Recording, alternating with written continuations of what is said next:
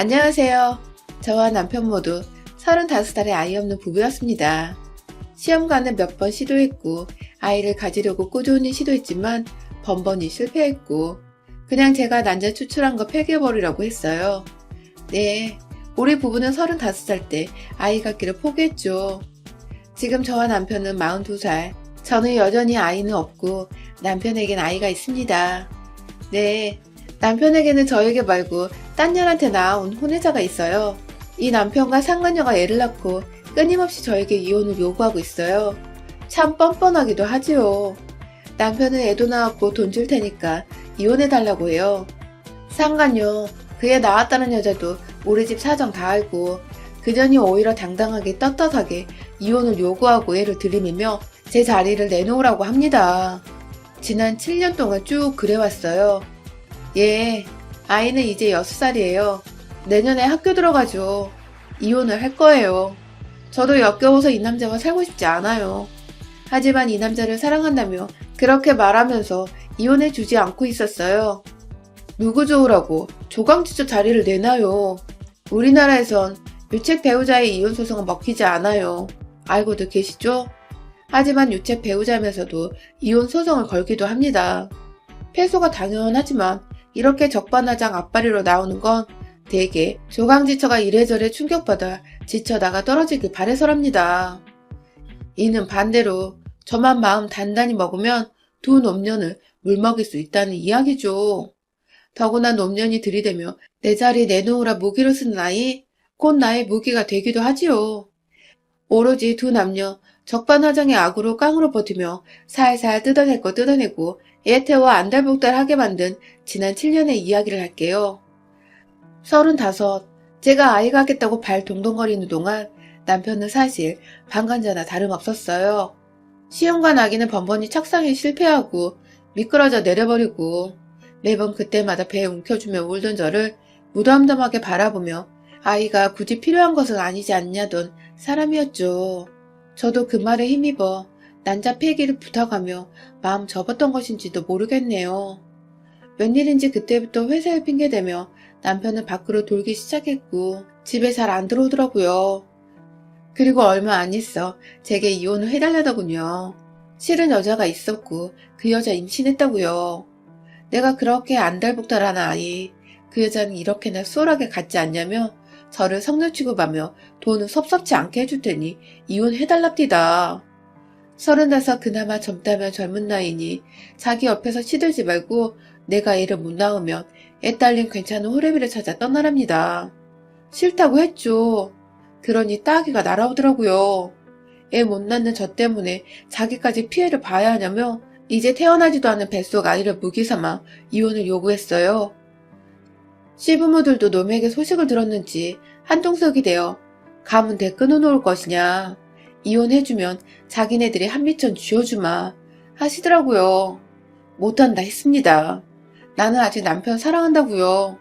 그러니 악다구니를 떨며 저를 쥐어뜯더라고요. 남편은 이를 부득부득 갈면서 이혼소송을 냈습니다만 유책 배우자가 이혼소송을 하다뇨. 달려들던 변호사들도 뭔가 흠잡으려고 아무렇지도 않은 것까지 다 문제거리라 흠잡으니 저는 이 남자에게 문제거리고 골칫거리고 세상 제일 못되고 못난 여자였지요. 제가 이때 변호사님께 들은 조언이 유책 배우자임에도 이혼 소송을 거는 것은 상대방에게 지쳐 떨어져 나가길 바라는 거라더이다. 절대로 복수의 감정으로 버티는 것을 들키지 말라더군요. 그저 제가 할 말은 나는 아직도 사랑한다. 죽여버리고 싶어도 제가 할 말은 사랑한다 그뿐이죠. 저 이혼소송 진행 중일 때 남편의 애를 가지고 애를 낳은 상간녀가 얘를 강보에 척 쌓고 왔습디다. 저는 얼굴도 못 봤는데 그날 처음 봤어요. 집이 지방 어느 유지라고 제법 살 만큼 사는지 가게 잘해서 운영한다는데 건물 하나가 직거래요. 어찌나 당당하게 이혼하세요 하는지. 탁자에 봉투를 딱 놔두고는 아들이라고 애 없어 난린 집에 귀한 아들이라 남편이면 남편 집에서 더 애 낳는다고 하더라고요. 산후조리원에서 방금 나왔다며 남편네 가족들 들리기로 했다며 일어섰는데 제가 나는 절대 이혼 안 한다 했죠. 나 아직 그 남자 사랑한다고 못한다 했죠. 애가 문제냐? 그럼 그 애를 나에게 다오. 내 목숨처럼 귀히 키우겠다고요. 그랬더니 그대로 달려들어서 갖은 욕을 하면서 제 머리를 쥐어뜯고 귀싸대기를 날리더라고요. 힘없이 엉엉 통곡하며 우는 저를 두고 그녀는 득이양양하게 당장 이혼하라며 저를 닥달하고 발로 찼고, 저는 이제 막 태어난 생명을 하는 어미 된 자가 어떻게 이렇게 모진 말을 주워 담느냐며 그 여자에게 나는 비록 아이는 없지만 내 가정을 위해 지키고 버틸 거라 했죠. 아이 인생이 걸리거든 내 이쁘고 소중하게 키워줄 테니 제게 달라고 했어요. 그렇게 모진 마음으로 어떻게 아이를 키우겠냐면서요.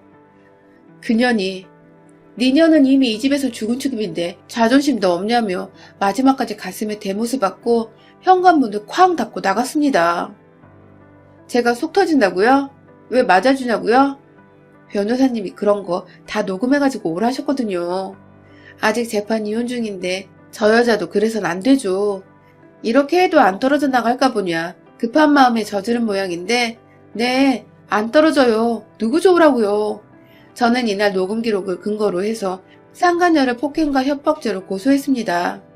이에 남편이 득달같이 달려와 행패를 부렸지만 그의 귀싸대기를 올려붙이며 저도 강하게 응수했고, 딱히 애엄마 감방살이나 처벌을 원한 것이 아니니 잘 생각하라 해서 고소 취하하는 조건으로 두둑하게 돈 받아냈습니다. 그쪽 변호사가 더 유능하기야 하겠지만 유책 배우자와 관여된 상간녀에 그 여자가 나불나불 주워 섬긴 제게 상처를 주기 위해 했던 모든 말들은 오히려 그 자신이 얼마나 못된 년인지 까발리는 것에 불과하죠. 그들이 그렇게나 바라는 이혼 재판에 걸림돌이 되기도 하고요. 제가 그로 인해 상처받고 물러서면 그들이 이기겠지만 저를 지쳐 나가게 떨어지게 하는 것이 그들의 목적인 것을 알고 그렇게 해줄 수는 없었어요. 1년 반을 질질 끈 재판에선 당연히 제가 나는 이혼할 생각이 없다. 그럼에도 불구하고 나는 저 남자를 사랑한다. 저쪽의 유책 배우자 이혼 신청은 기각되어 승소했고 저는 저 여자를 상간녀 소송하고 아이란 존재는 빼도 박도 못할 바람에 친 거라 두둑하게 뜯어냈어요. 그들의 소중한 아이는 출생신고 없이 1살이 되었지요. 이혼을 왜 해줍니까? 뜯어낼 거 뜯어내고 쏙 썩일 거 다 썩을 겁니다. 이혼이 흔한 세상에 누가 재판까지 불려갈까요? 더구나 유책 배우자 부름받고요. 제가 쏙 썩는 만큼 저 사람들 속도 바짝 쏙 썩일 겁니다. 애가 닿는 것은 제가 아니죠. 돈 없는 여자도 아니고 이번에는 남편을 시켜서 지금 살고 있는 집 명의를 제게 돌린 집문서를 해가지고 와서는 제게 쥐어줍디다. 제발 서류만 정리해달라고. 아이는 1살이 되도록 출생신고를 못하고 돌잔치를 했다며 아이가 무슨 죄냐고 저에게 피해자인 척 설득하고 눈물로 부탁하더라고요. 아이는 죄가 없습니다. 그 아이 부모가 잘못한 거죠. 제가 이혼해줄 테니 집 4개 달라 한 적 없습니다. 저들이 똥줄 타서 제게 받쳐댄 거죠. 절대로 나는 이혼해줄 생각 없다. 나는 아직도 당신을 사랑한다. 용서해줄 테니 돌아오라. 마음에는 없지만 변호사님이 가르쳐준 말을 앵무새처럼 하니 이 남자가 바로 안면 바꾸고 폭언을 하면서 손대면 바로 제게 반격당할 것을 알고는 차마 저를 때리지 못하고 그렇게 돌아갔지요. 집만 받고 묵묵부답인 저에게 또 그 여자가 쳐들어와서 한바탕 소란을 하기에 이번엔 저도 못다한 드자비를 같이 해줬습니다. 저를 거지 취급하면서 머리를 잡기에 그래 저는 돈 많은 년이 뭐가 아쉬워 유부남과 놀아나고 그 애새끼를 낳았냐 같이 잡아줬습니다. 제 뺨을 치면서 성녀 운운하기에 저도 그년의 뺨을 되받아치며 유부남하고 붙어 미혼모가 된 주제에 그 자식 손가락질은 두려워 지 호적에도 못 올리는 날라리 찐따같은 년이라고 욕해줬죠. 너야말로 뭐가 아쉬워 이러니? 유부남하고 뒹굴면서 애네가 생각하는 난년이 그 애는 엄마 호적에 올리는 거 무서워? 손가락질 받을까봐? 요즘 세상에 그게 흠이야? 몸뚱이 굴리는 건 미아리 년인데 호적이며 가져간 게 따지는 것은 양반집 교수네. 그럴 각오도 없이 유부남과 붙어먹으면서 애를 낳았어? 너 돈 많잖아. 당당하게 네 성 물려줘. 남들이 뭐라고 무슨 상관이야? 그냥 허울뿐인 내 남편은 내게 남겨놓고 알맹이는 너 가지고 그렇게 살아. 그게 대수야? 잘난 척 다 하면서 고리타분하기는. 야, 집도 네 이름으로 돌려줬잖아. 요즘 집값 장난 아니게 올라서 한미처럼 단단히 챙겼잖아. 그럼 된 거 아니야? 그냥 이혼하고 다른 남자 찾아가. 이수모를 당하고 왜 살아? 한 살이라도 어릴 때 다른 남자 찾으라고. 서류만 정리해주면 내가 위자료도 두둑하게 챙겨줄게. 정말이야. 그냥 떨어져 나가줘라. 우리 애기는 무슨 죄야. 내 새끼는 아직도 출생신고도 못했어. 내가 낳아달래 한 것도 아닌 아이를 들이대며 물러서라 하니 기가 막히더군요. 서로 치고받고 했기에 문제될 것은 없지만 혹시나 싶어서 지금 너와 한 모든 것은 다 녹음됐다. 어차피 너나 나나 같이 잡긴 했지만 네가 나 폭행으로 고소할 것 같아서 나 지금 진단서 때려가는데 손잡고 같이 갈래? 하니 제 기세에 질렸는지 휑하니 가더라고요. 커다란 에스테틱 샵을 하는 그 여자는 건물 하나 통째로 다 가지고 있습니다. 보통 유부남하고 붙어먹는 상하년 치곤 힘든 상대였어요. 시어머니가 간간히 찾아와서는 어느 날은 드라마에 나오는 재벌가 사모님처럼 돈 봉투를 두둑하게 내놓고 생각해봐라. 너도 새 출발해야잖니. 차 한 잔 훌쩍 마시고 가고 어느 날은 현관문 열자마자 머리채를 휘어잡으며 드자비를 하곤 했는데 다 늙어 빠진 노인네들.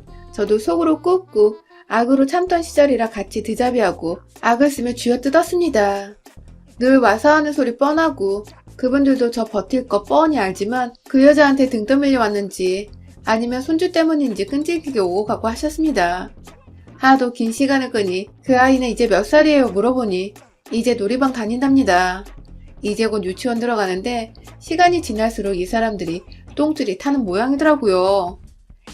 애기 어미가 아주 난리라며 아이가 뭐가 모자라서 출생신고도 못하고 눈치 보면 살아야 하냐고 절 붙들고 하소연하기에 아니 이 좋은 세상이 무슨 걱정이냐고 어머니 호죽에 올리고 떳떳하게 키우면 되지 뭐가 문제냐 그럴 각오도 안 했답니까? 하면 김씨 사순이 왜 다른 성을 따르냐며 펄쩍 여자는 여자대로 지 이름 지성으로 지 아들 이름 해내긴 싫은가 보더라고요. 어느 날은 시부모네 시골 땅이 팔렸다며 그거 그대로 들고 와서 놓고 갑디다. 돈이 문제가 아니에요. 하면 넣어두라고. 넣어두고 천천히 생각해보라고 하시대요.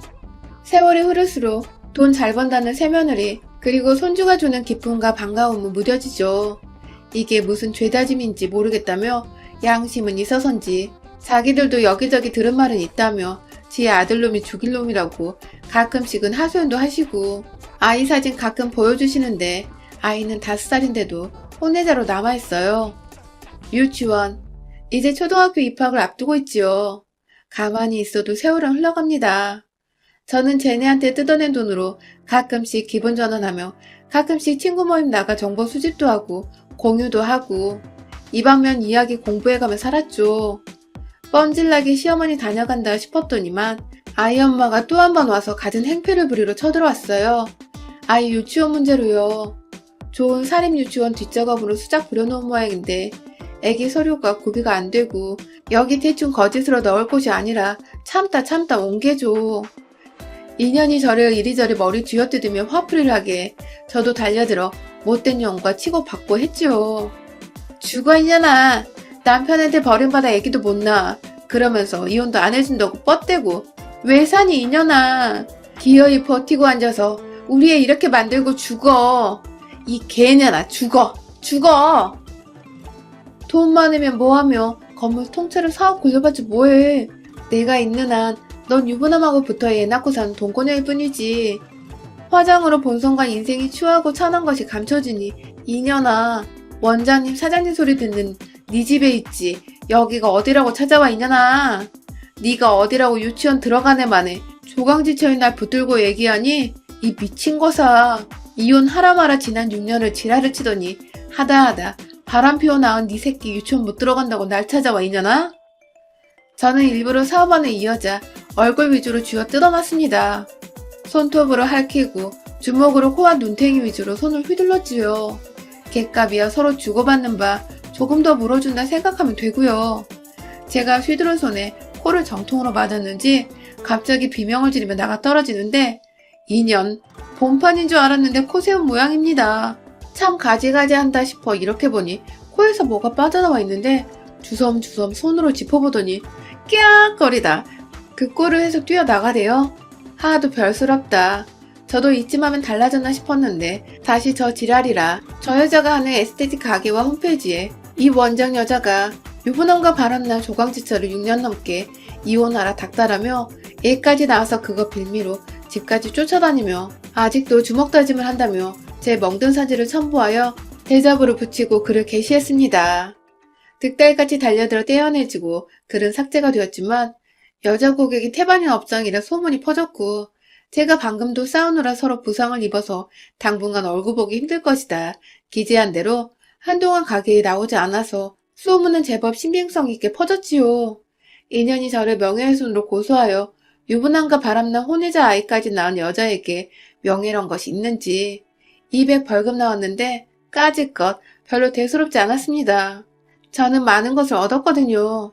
저들은 법에서 하지 말라는 거 하는데 저만 법 지켜가며 곱게 살아야 하나요? 그런 류의 소문은 절대로 잊혀지지 않죠. 이 여자가 잘 나가고 예쁜 옷 좋은 차 타고 지나가면 시세 많은 사람들은 바로 그 이야기를 끄집어내며 후려칩니다.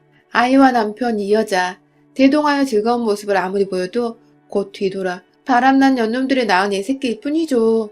돈은 많이 가져서 아쉬울 것이 없는 년이라 수군수군 남 입방아에 오르는 것이 무서운 모양에 지 스스로 걸리는 것이 있으니 남이 이야기하는 것에 더 민감하겠죠. 저는 절대 기죽지 않는다. 나 건드리면 너희가 더 잃을 것이 많다. 보여주고 싶었습니다. 시간은 제 편입니다. 그러고 1년쯤 지난 어느 날 주말에 이 인간 어머니와 남자 깝치다가 코 나가서 도망간 상간녀 인형과 어린 아이가 제게 찾아왔습니다. 아이는 아마 그 아이겠죠. 저 설득하라고 시어머니가 사진으로 보여줬던 그 아이였죠. 신랑 제법 닮았습디다. 아이가 있어서 험한 꼴은 안 보이겠지. 나름 안심했고 다들 표정이 제법 진지해서는 앉으라시니 앉지도 않고 머뭇거립디다. 아이를 저기 아빠 서재를 쓰는 방에 가서 놀고 있으라 들여보내더니 제게 털썩 무릎을 꿇습니다. 남편이 꿇으니 시어머니 그리고 이 여자가 무릎을 꿇더라고요. 무슨 일인지 무슨 부탁인지 뻔히 하기에 저는 그냥 부엌으로 가서 주전자에 물을 올려놨습니다. 커피를 타가지고 오는 동안까지 그 셋이 쪼르르 거실에서 무릎을 꿇고 있더라고요. 방으로 간 아이 이제 곧 초등학교 들어가야 하죠. 유치원이 문제가 아닙니다. 정말 답답하네요, 어머니. 엄마 성 딸에게 한 발 물러서고 일단 출생신고하면 되잖아요. 요즘은 이름 석자에 엄마 성까지 넣어 내자 이름도 있는 세상이에요. 어째들 그렇게 다 가지려고만 해요? 꼭 아빠서 물려줘야 이 사람 아이예요? 그리고 당신도 자기 입으로 그렇게 커다란 사과하는 사람이 그렇게 자신감이 없어? 코는 다 나았나 보네? 아니 코에 뭐 집어넣은 사람이 겁도 없이 먼저 그렇게 사람 쥐어뜯으면 안 되지. 유치원 보내고 안 보내고 그렇게 대단한 문제였나? 사람이 한 치 앞도 모르고 말이지. 나는 지금도 그 생각하면 우습네. 다 잘못했어. 그렇게 당신에게 막무가내로 이혼 요구하고 소송 때렸던 거 다 내가 잘못한 일이야. 미안해 정말. 내가 죽일 놈이야. 아이 나온다고 해서 그 전에 정리하려고 내가 정말 개자식 짓을 했어. 내가 내 욕심만 차렸어.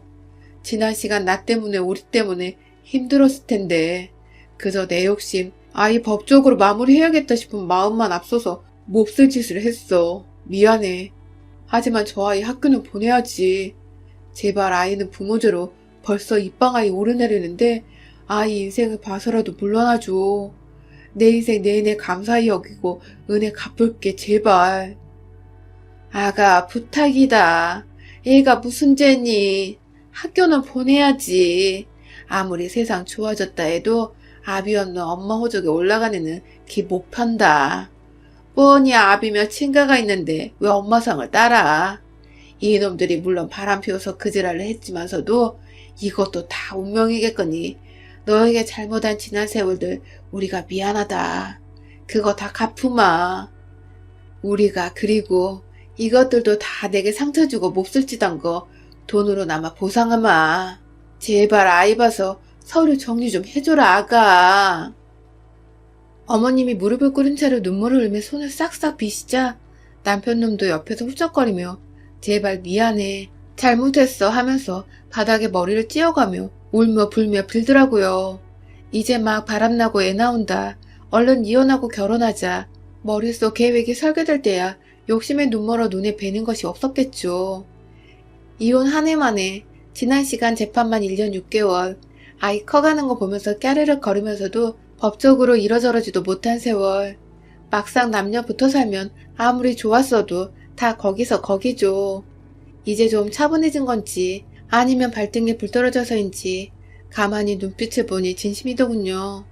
제법 늙은 이 사람과 저 35 팔팔했던 우리가 아니라 이제 42 부록 넘어가니 저도 지 삶에 대한 회한이란 게 있었는지 지금은 바람난 내 남편이 아니라 애새끼 단지 호적이라도 올려주려 부탁하러 온 애비일 뿐이더라고요.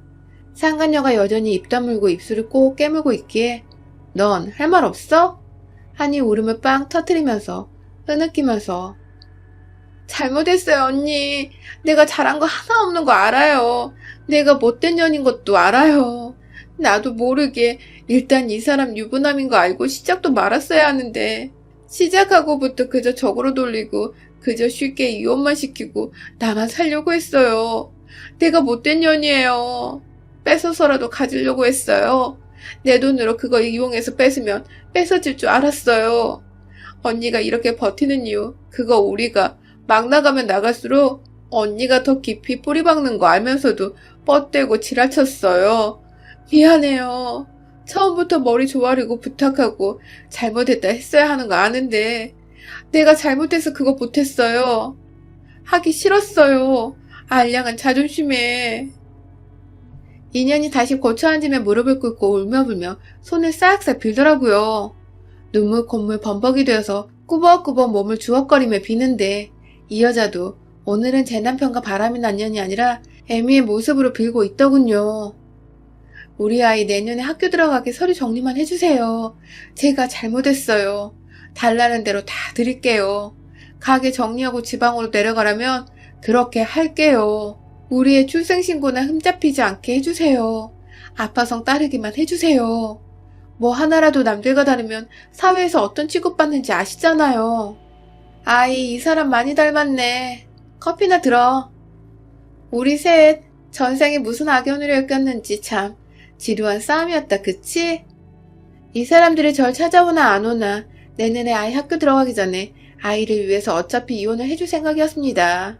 아이 방에서 불러내 여자가 큰엄마라 부르라 하는 것을 아니라고 그저 잠시 스쳐가는 아줌마니 아가는 알 필요 없다 했습니다. 엄마 아빠 할머니 말씀 잘 들어라. 머리를 쓰다듬어주고 다음날 서류를 준비해서 오라 했죠. 그동안 제가 저들로부터 받아낸 거 저를 구슬린답시고 집이며 봉투며 상간녀 소송에서 타낸 것도 쏠쏠한데 이혼 서류 작성하고 건네주자 놈과 여자가 정말 고맙다고 그동안 미안했다며 쥐어준 봉투는 더더욱 도톰했습니다. 제가 안 그래도 이혼해줄 생각이었다 했어도 숙려기간 지나 최종일날 번복하는 사례가 많다고 법조계 사람들에게 조언이랍시고 주워들었는지 부디 마지막까지 잘 부탁한다고 지들이 한 짓이 있어서 제 말을 곧이곧대로 믿지 않고 숙려기간 내내 놈과 년이 어찌나 선물 공세를 퍼부어대는지 문턱이 달았지요. 감사히 받아 챙겼습니다. 바람난 년 돈이 많아 좋긴 하네요. 지난 지루한 6년간의 지루한 싸움 덕에 가슴앓이하고 씩씩한 척 했어도 속은 썩어 문드러졌으니까요. 이것도 제 전리품이죠. 저도 절름발이 결혼생활 끝내 후련합니다. 상처받은 조강지처 저는 그거 되게 싫었습니다. 뻔뻔스러운 바람핀 사람들보다 독한 마음으로 먼저 지쳐 나가 떨어지지 않고 버티니 저 독한 것들에게 사과도 받고 눈물도 보게 됩디다. 저것들 아이 학교 가나 안 가나 저도 눈 딱 감으면 상관할 바도 아니었지만 이쯤에서 물러나주는 것도 덕이겠죠. 5년 전에 받은 집값만큼 파락이 올라서 노후 자금 빵빵하니 챙겨서 저도 버틴 보람이 있습니다. 조강지자들 화이팅입니다. 바람난 남편은 애저녁에 몹쓸 거니 마음 단단히 먹고 실속이라도 챙깁시다. 여러분의 생각은 댓글로 남겨주세요. 오늘도 시청해주셔서 정말 감사합니다. 안녕하세요. 저는 40대 초반에 아들 둘을 키우고 있는 주부입니다. 요즘 용기 내어 사연 보내시는 주부분들이 많은 것 같아서 저도 함께 동참해보자는 마음으로 정말 굳은 결심하고 사연을 써 보내봅니다. 글재주는 별로 없지만 재밌게 읽어주기 바래요. 주부인 저의 하루들은 대다수가 비교적 똑같이 흘러갑니다. 요즘이야 코로나로 큰 재미를 못 보고 사시는 건 똑같을 텐데 저의 경우는 그 전부터 늘 바깥에 코로나가 터졌던 것처럼 살았으니 주부로서 갇히고 재미없게 지낸 정도가 더욱 심했던 것 같아요. 주부가 딱히 밖에 나갈 일도 없고 집에서 매번 똑같이 살림하고 애 키우고 남편 뒷바라지하며 보내다 보면 집에서 요리만 하다가 하루가 뚝딱 지나가는 것 같더라고요. 특히나 저 같은 경우 시어머니를 모시고 살고 있기 때문에 식사 차리는 것은 집안에서 꽤나 중요한 일과 중에 하나였어요. 그래서 신경 써서 작정하고 나가는 저의 외출은 대부분은 장 보러 동네 골목 끝자락에 있는 마트를 가는 것이었죠. 애들이 어릴 때나 자주 데리고 놀이터로 나가서 놀았지만 이제는 애들도 나름 크고 친구들이 더 중요한 나이가 되니 저도 어디 갈 때마다 보초 설 일도 없고 그냥 집에 들어오고 나가는 나의 가족들을 챙겨주며 집안이 늘 이들에게 따뜻하게만 만들어 놓으면 되더라고요. 저희 시어머니나 저희 남편이나 참 냉정하고 차가운 사람입니다. 저희 아들들도 마찬가지고요. 다들 성격이 조용하다 보니 남편한테 딸이라도 낳아서 좀 더 살갑게 살아보고 싶다며 몇 번 딸라차고 졸라보기도 했었습니다. 하지만 남편은 한결같이 확고하게 자식을 더 낳길 거부했어요. 자신이 힘이 없다는 말로 저를 피하더니 급기야 경제적으로도 여유가 없을 것 같고 어머님 모시기도 점점 힘든데 자신이 애를 셋 낳아 키울 능력이 안 될 것 같다고 자신감 없는 말을 내뱉길래 저도 그런 남편이 불쌍해지고 안쓰러워 그 다음부터는 절대로 딸 낳자는 말을 입 밖으로 꺼내질 않았죠. 부부는 일심동체여야 하는데 제가 남편을 이해 안 해주면 누가 이해해주겠냐는 마음으로 남편이 경제적인 부분에 있어서 부담을 느껴왔나 싶어 그 후론 잔소리조차 아꼈어요. 흔히 부부 사이에 해줄 수 있는 투정이나 힘들다는 고백조차도 전 남편이 행여나 부담을 느낄까봐 일절 입을 꾹 다물었죠. 남자아이들을 연년생으로 둘이나 키우는 건 정말 일이었습니다. 아이 하나 키우는 것도 주부 손으로 벅차 죽겠는데 그런 애가 또 하나 있으니 제 두 손은 온전히 아들 둘에게 뻗친 채 지금껏 살았어요. 시어머니가 계셔도 도통 육아에 도움을 주려 하질 않으시고 오히려 옆에서 밥 해달라 뭐해라 집안꼴이 왜 이러냐 치워라 등의 잔소리만 해대시는 분이셨던지라 전 완전히 독박 육아를 해야 했습니다. 지금이야 애들이 자기 할 일은 알아서 할 정도로 컸고 세월도 흘렀으니 웃고 넘기며 과거를 말할 수 있지만 당시만 해도 저는 저대로 20대 중반의 어린 여자였고 아이 키우는 것이 너무나도 서툴렀기에 모든 게 어렵고 힘에 부쳤어요. 첫 아이를 낳고 조금 시간적 여유를 가졌더라면 둘째 키우는 것은 보다 수월했을 것도 같은데 첫째 낳자마자 둘째를 낳아버리니 제 마음의 여유도 부족했고 경험도 부족해 오히려 첫째를 제대로 키워내지도 못하는 역효과를 냈던 것 같아요. 그래서인지 첫째는 어릴 적부터 동생을 참 많이 시기 질투했고 제가 둘째를 조금이라도 안고 있으면 혼자 방에 들어가 막 울기도 했어요. 엄마를 동생한테 뺏긴 것 같다고 둘째를 밖에 버리고 오라는 둥 다소 과격한 말을 일삼으며 동생에 대한 질투를 표현하니 엄마인 제 가슴은 미어질 수밖에 없었습니다. 어떻게든 첫째가 둘째와 잘 지내볼 수 있게 첫째가 마음의 상처를 더 받지 않게 그리고 둘째가 그런 형을 오로지 믿고 의지할 수 있도록 최선을 다해서 사랑으로 육아를 했어요. 웬만하면 밖에서 일하는 남편한테 짐이 되지 않으려고 정말 최선을 다했는데 우리 남편은 제가 말을 안 하니 힘든 줄을 모르더라고요. 더군다나 옆에 시어머니가 제 육아를 도와주는 줄 알고 있는 건지 절대로 혼자서 애 키우느라 고생한다는 말이 아니라 둘이서 애 키우니까 숨은 트이지 하는 식으로 말을 하곤 했습니다. 그래도 주변의 친구들이며 직장 동료들이며 다 애기들 아빠라서 어디서 듣는 거라도 있을 줄 알았는데 늘 집에 오면 자기 쉬기만 바쁘지 저나 애들 한번 거들떠보지 않더라고요. 그러던 중 남편 친구들의 부인들과 어쩌다 점심때 커피나 한잔하자고 모이기만 하면 다들 애 아빠가 일하고 집에 들어와서도 애들 봐주는 게 고맙다며 그 모습에 더 맛있는 밥상을 차려주게 되더라는 훈훈한 소리를 하고 있고 왜인지 이 세상에서 저 혼자만 소유가 된 기분이었습니다. 우리 집 남편만 날 도와주지 않고 우리 집 남편만 날 여자로서 사랑해주지 않는다는 생각 말이죠. 그래서 참다 둘째 낳고 4달쯤 지나 저녁에 애들 다 재워놓고 남편과 시어머니께 하소연을 좀 해봤어요. 서러운 마음에 예상치 못하게 눈물이 주르르 흘렀지만 아랑곳 않고 남편한테 나 힘드니까 육아 좀 도와줘 라며 참 너무한다는 원망의 목소리를 내비쳤죠. 하지만 두 분 모두 달라지지 않더군요. 남편은 심지어 30분 동안 내가 애기 볼 테니 너 밥 먹어 등의 아주 계산적인 말을 던지면서 제게 시간 제한을 주고 육아를 도와주겠다는 말을 건넸고 심지어는 난 회사에서 8시간 일했는데 넌 일도 없는데 왜 육아를 도와달라 말하냐? 면서 자신이 왜 자기 애들을 봐야 하는지 모르겠다더군요. 옆에서 시어머니는 계속 모른 척하며 계시더니 기껏 한마디 거둔다는 게 내가 도와주잖아 라는 거였고요. 한 번도 육아를 도와준 적이 없으신 분이 참 가소롭더군요. 남의 자식도 아니고 지 자식들 손주도 육아하는 것 좀 도와달라는 건데 아주 남의 집 자식 대하듯이더군요. 결혼 전에는 그래도 짧은 대화라도 제 눈을 바라봐주며 말을 했던 것 같고 오다 가다 사왔다며 나름 친데레처럼 절 챙겨주기도 많이 챙겨줬는데 아들을 둘이나 낳고 아줌마가 되어서인지 남편은 정말 남의 편이 되어버린 듯 했습니다. 시어머니는 늘 한결같이 제가 그냥 이 집안의 아줌마인 정도로만 생각을 하셨었고요. 사소한 것일지라도 이렇게 차갑고 정없는 남편의 말에 전 더 큰 상처를 받았고 결국 그날 이후 이 사람을 거의 포기하다시피 내버려뒀어요. 그렇다고 남편을 방치한 것이 아니라 육아에 있어서는 차라리 도움을 먼저 요청하지 않으면서 상처를 덜 받는 쪽을 선택한 것이죠. 자연스레 남편과 멀어지니 시어머니도 제대로 된 어른으로 대해드리기 힘들었지만 나름 이 집안이 깨지는 것까지는 원치 않는다는 생각에 어른 공경하며 제 할도리는 다 하고 살았습니다. 회사와 멀리 떨어져 살아서 최소한 새벽 5시에 일어나던 남편보다 먼저 일어나 아침을 차려줬고 그렇게 출근시키고 나면 애들이 하나 둘 깨서 돌보고 시어머니 아침, 점심, 저녁 꼬박꼬박 차려주니 늘 저녁 시간이었습니다.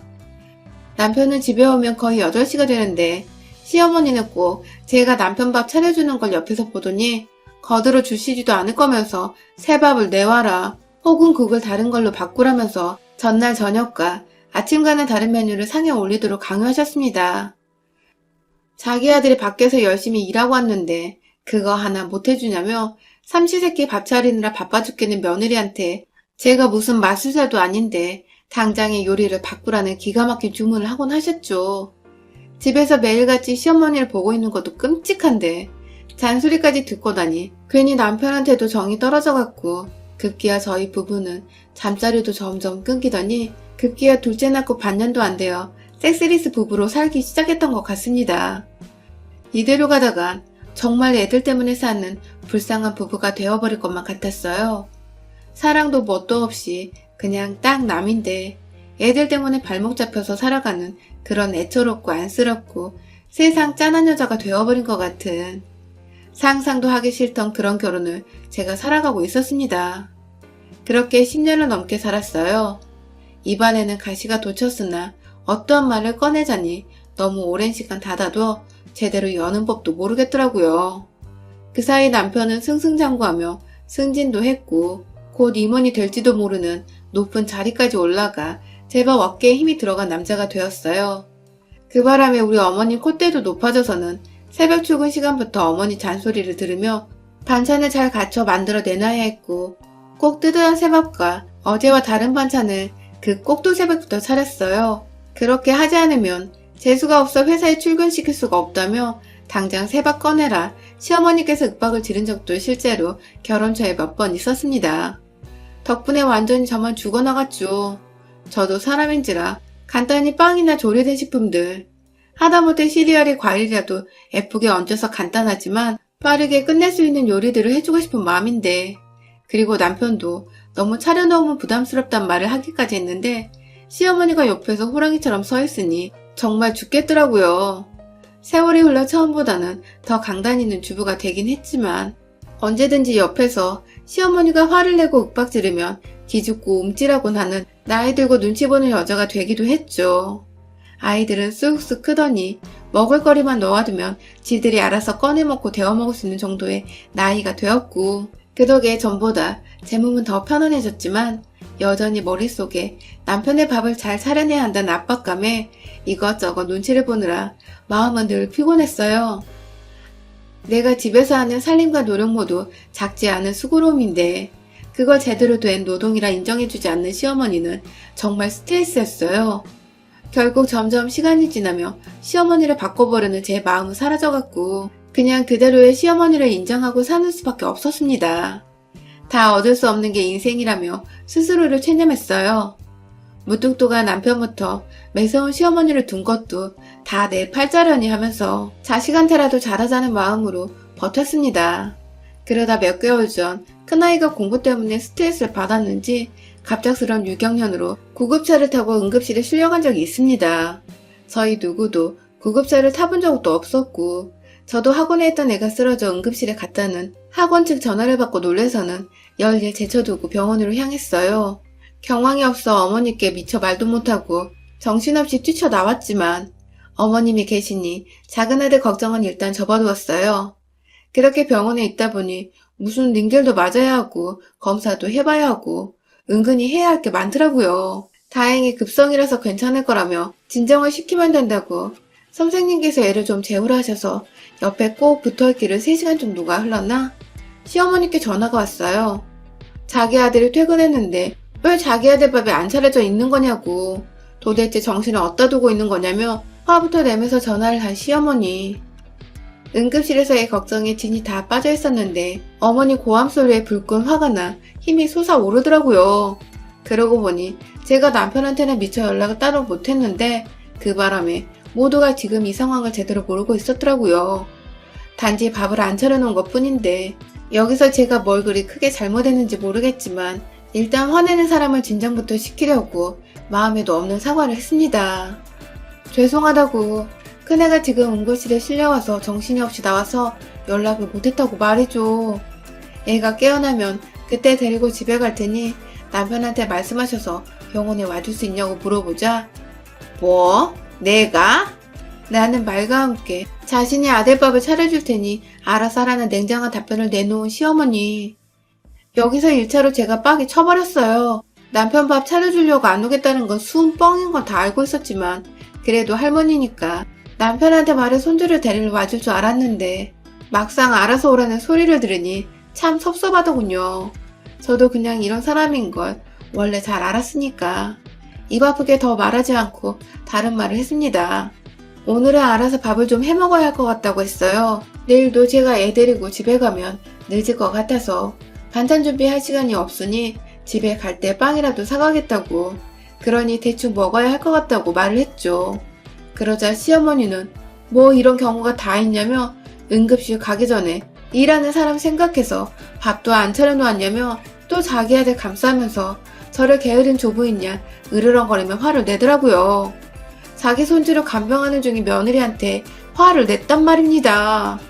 아니 누가 애 아픈 걸 사전에 미리 공지해주는 것도 아니고 애가 나 아플 거예요 하고 쓰러져 응급실에 간 것도 아니고 저도 집에 있다가 놀래서 불이 났게 병원으로 달려간 건데 그 와중에 집 앞 안 차려놨다는 불만만 쏟아붓고 있고 지 아들 굶는다고 열받아 있고 손주가 얼마나 아픈지 왜 아픈지 이젠 괜찮은지 정도의 안부 따위는 일절 물어보지 않는 시어머니.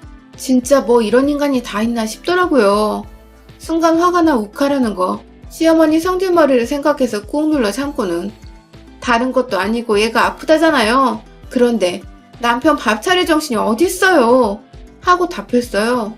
그러자 시어머니는 제 말에 답답하다는 듯이 긴 한숨을 푹 쉬곤 애가 아픈 게 다 제 탓이라는 겁니다. 제가 평소에 잘 먹이지도 않고 스트레스만 팍팍 준 거 아니냐고. 그래서 애가 응급실에 누워있는 게 아니냐면서 제 탓이니 애 옆에서 반성하고 오라는 시어머니. 집에 오는 길에 남편이 야식이라도 먹고 속 든든히 하고 잘 수 있도록 김밥 천국에서 소고기 김밥이라도 2줄 사오라던 시어머니. 덤으로 떡볶이 같은 게 있으면 같이 사오라고 하더군요. 김밥에 찍어 먹으면 맛있다고 말입니다. 저요. 옆에서 애가 여전히 죽는 소리를 하며 식은땀을 흘린 채 잠들어 있는데 전화 너머로는 철없는 시어머니가 지 자식 입에 쳐넣을 음식 얘기만 하고 있으니 환장하겠더라고요. 그 와중에 자기도 떡볶이에 김밥은 먹고 싶어서 자기 먹고 싶은 것까지 사오라는 말을 했으니 골 때리는 걸로는 1등이었죠, 완전. 전화를 끊고는 아이를 좀 더 병원에 내버려둔 채 혼자 조용히 택시를 타고 집으로 갔어요. 가는 길에 김밥 천국은 아니었지만 김밥 24시가 보이길래 들어가서 시어머니 소원대로 소고기 김밥 6줄에 본식 종류를 보다 떡볶이가 있길래 같이 샀습니다. 둘째 아들 걱정이 되기도 하고 큰애가 아직 완쾌한 게 아니라 다음날에도 제가 정신을 못 차릴 것 같아서 김밥은 여유있게 샀어요. 그리고서는 정말 씩씩하게 집으로 들어갔습니다. 저나 완쾌한 손주를 기다린 게 아니라 먹을 수 있는 음식을 기다리고 있던 시어머니는 제 손에 김밥 봉다리와 떡볶이가 들어있자 말없이 그걸 집어서는 부엌에서 집 식기에 옮겨 담더라고요. 손주 걱정이 안 되는지 그때까지도 제 아이가 괜찮은지 한 번을 물어보질 않았어요. 그러다 김밥을 뜯더니 뭘 이렇게 많이 사왔냐고 짜증을 부리던 시어머니. 내일도 김밥으로 때우게 할 거면 알아서 하라며 제게 으름장을 놓더군요. 그 바람에 제가 으름장을 놓으면 어쩔 건데 하면서 되려 소리를 꽥 질러버렸어요. 지 손주가 아파서 응급실에 실려갔다는데 지 아들이랑 지 입에 넣고 싶은 음식 생각밖에 못하고 있냐면서 네가 그러고도 할머니고 사람이냐며 뭐 저런 괴물 같은 인간이랑 한 집안에 살고 있는지 내 인생이 분하고 원통하다며 옆에서 놀라 서 있던 남편을 향해서도 니네 엄마 도대체 왜 이러냐고 막 소리를 질렀어요. 내 새끼 아픈데 내 남편 주둥이에 들어갈 음식 챙길 정신이 어딨냐고 진짜 미친년처럼 소리를 질렀죠. 시어머니가 들고 있던 김밥을 뺏어다가 먹지마 하면서 남편 얼굴로 막 던졌어요. 작은 애 주려고 김밥 2줄을 남겨놓은 채 나머지 6줄도 그냥 다시 사자는 마음으로 아낌없이 시어머니를 향해 던졌고 중간중간에 김밥 속이 터져나와 시어머니 주변으로는 밥냄새와 함께 김밥 재료들이 고소한 참기름 향 풍기며 나뒹구르고 있었죠.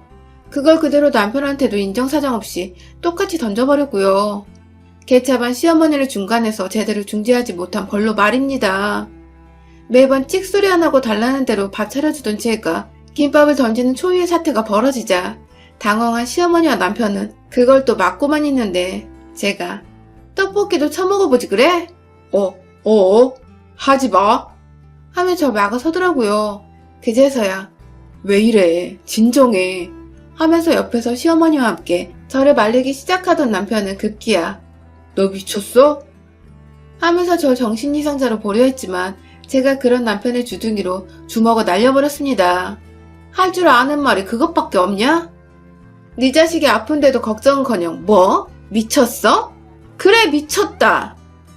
라는 말과 함께 남편의 머리털을 잡아 뜯어내다가 급기야 떡볶이 비닐포장을 제 손톱으로 뜯어내서는 남편을 향해 부어버렸어요. 남은 소스를 구경하고 있는 시어머니한테도 화가 난다며 같이 던져버렸고요. 완전히 플라스틱 용기 그릇 안에 담긴 떡볶이를 시어머니 얼굴에다 갖다 대고서 남은 소스를 탈탈탈 털어버렸습니다. 시어머니는 저한테 해코지를 당하고는 난리가 났어요.